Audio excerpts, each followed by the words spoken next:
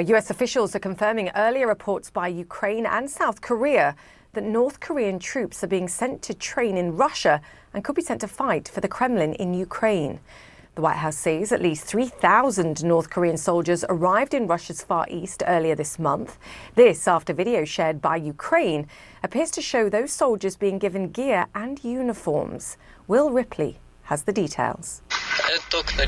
At this remote Russian military base, a convoy of what appears to be North Korean troops training in a barren, bleak stretch of wilderness deep in Russia's Far East. CNN geolocated this video. Sergeyevka Training Ground, near China and North Korea, the front lines of Ukraine more than 4,000 miles away. Ukraine is where South Korean intelligence says these soldiers are going. 1,500 now, as many as 12,000 could be deployed, South Korean media says. Some seen here, supposedly just days ago, getting their Russian military uniforms. The audio muffled. The language sounds like Korean. We can't independently verify this video, provided to CNN by the Ukrainian government.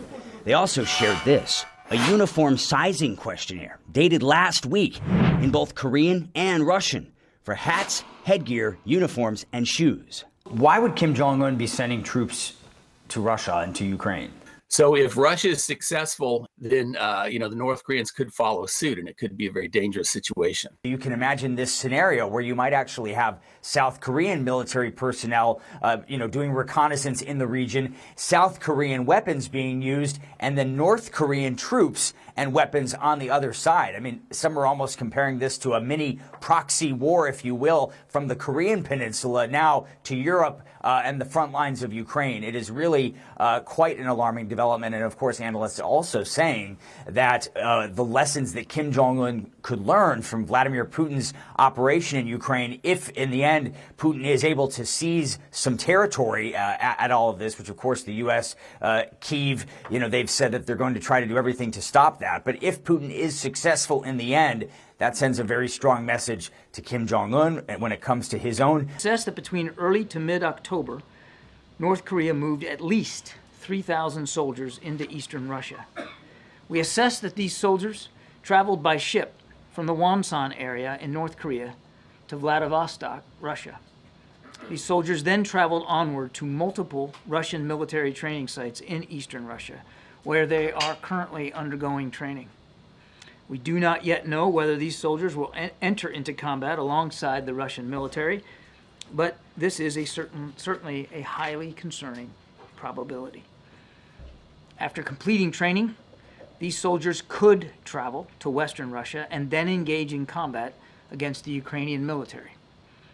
We have briefed the Ukrainian government on our understanding of this situation, and we're certainly consulting closely with other allies, partners, and countries in the region on the implications of such a dramatic move and on how we might respond.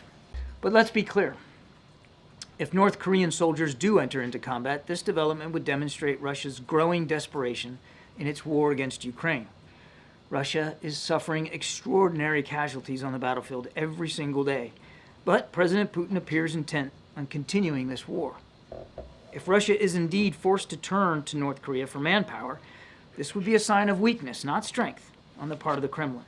We have been watching this relationship grow and deepen now for many, many months. And the question that we're asking ourselves, and we don't have an answer for right now, is what does Kim Jong-un think he's getting out of this? And so you talked about information sharing. I mean, maybe that's part of this. Maybe it's technology. Maybe it's capabilities.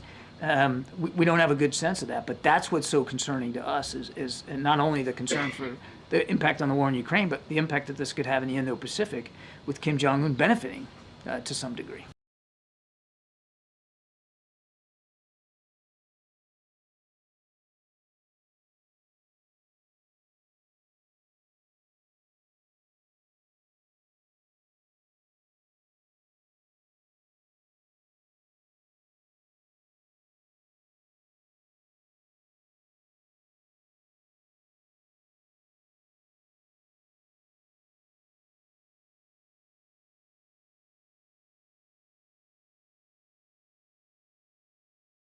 朋友都知道我是很挑剔的，防晒乳我选 KS 皇家呵护抗光清爽高防晒凝露，因为它有媲美蓝光神盾的皂植萃，保护我在阳光下延缓肌肤老化，维持青春弹力。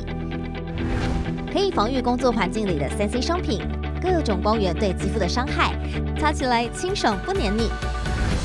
我特别喜欢它做到海洋友善，365天，天天抗光抗老化，是我的保养日常。你呢？呵护您，呵护全家人，专属你的 KS Royal Care 抗光清爽高防晒凝露。